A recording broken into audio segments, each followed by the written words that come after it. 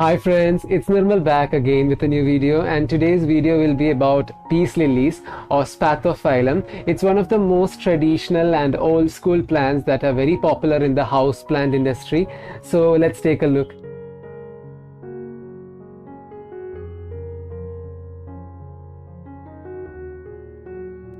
So if you are a beginner to gardening and you're just getting the hang of how to keep a plant alive, this is the plant that I'll strongly recommend to beginners because they are very easy to grow and also very rewarding.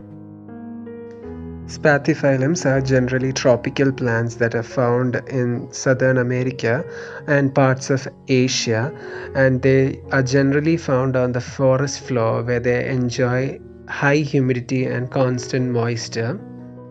They are also used to very dappled shade. So the peace lily or Spathiphyllum have several species that look slightly different from one another with their leaf structure as well as the flower, but commonly they are very popular in the garden industry for the ease of growing them. So Spathiphyllum belong to Araceae family, which is generally referred to as aroid family. This is a close-up of the flower from this particular plant. An important factor about this plant is all parts of the plant is highly toxic. So guys, now we'll discuss about some of the major factors that affect the growth of a peace lily and what all conditions you have to give to have a very happy plant like this one. So let's take a look.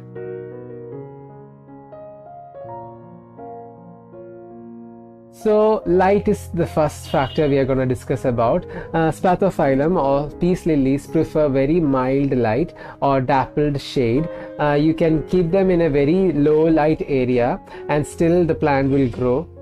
But keep in mind that if you grow them in too low light, you can only get a lot of leaf and the plant will be very lush, but you might not get it to bloom. So to get flowers from your peace lily, move it to a little bit more higher light. Still, one factor about light that I have to mention is never give them direct light. Direct light can easily scorch the leaves and burn your plant. So always keep it in a bright spot of your garden, never direct sun.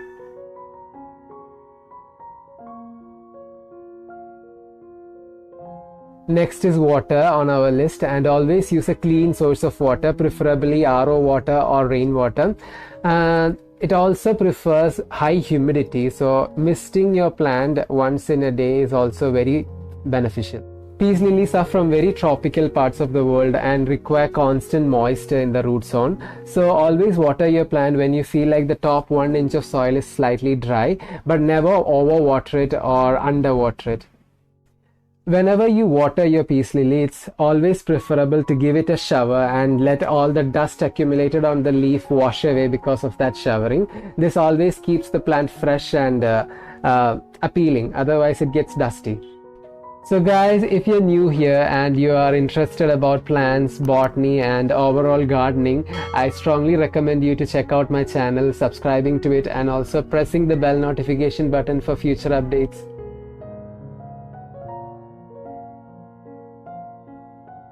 So the next on our list is soil, and in my case I use this particular ratio to produce soil for my peace lilies and plants that are having a similar requirement like a peace lily. So just follow this ratio and you'll have a really good medium.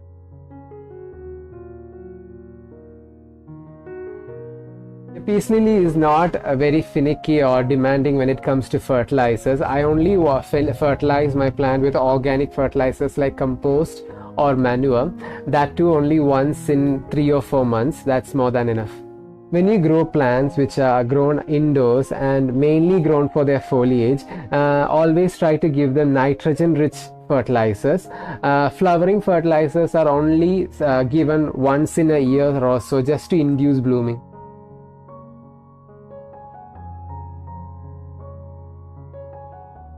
To propagate your peace lily, they keep on multiplying and becoming a bunch. So just whenever you repot your peace lily, you can just split the different divisions and pot them up individually. It's very easy. So as you can see, the mother plant starts sending out such offshoots or saplings which can be easily divided out from the root ball and can be separately planted to get a new plant. You can also produce seeds from your peace lily by fertilizing the flower, but that is a very long process and they take forever to get mature. So it's better to propagate your plants from division.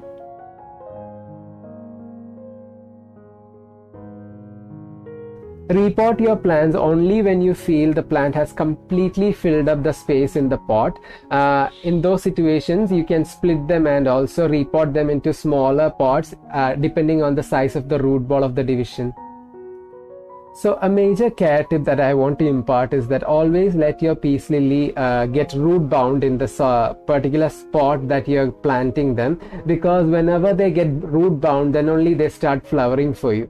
I went through the same situation. I overpotted my peace lily into this huge pot over here, and what happened, it didn't flower for me and it just kept on growing, and only once the roots completely filled up the pot I started getting flowers. So as you can see in the pot, when you look into the pot, you can already see exposed roots coming out of the soil. This indicates that the root ball has completely used up the given space. Guys, check out my Instagram account, which is the sister account to this YouTube channel. The link to that channel is in the description below. You can also chat with me there if you have further queries regarding plants I post here.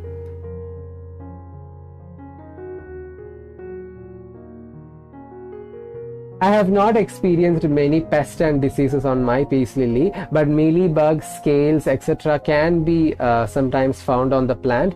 Giving a spray of neem oil and soap solution can mostly prevent such problems.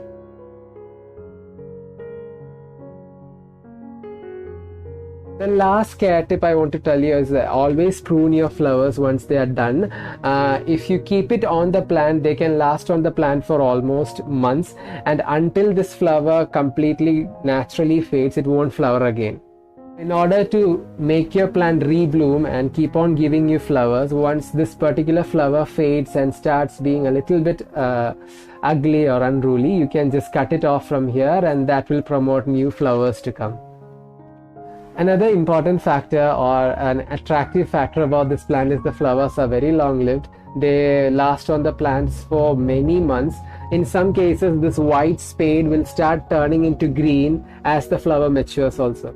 So guys, that's all I have to talk about peace lilies. They are very easy to grow. They are very tough to kill actually. Even with some neglect also they can take it, and they are very durable plants. So that's why I always recommend them to beginners. Lastly, but not the least, this plant has been recommended by NASA as one of the best air purifying plants you can grow indoors. So keep that in mind as well. So friends, I hope you guys enjoyed today's video and found it informative or entertaining. I regularly post on the channel, so check back to see new content from the channel. Until next time, it's Nirmal signing off.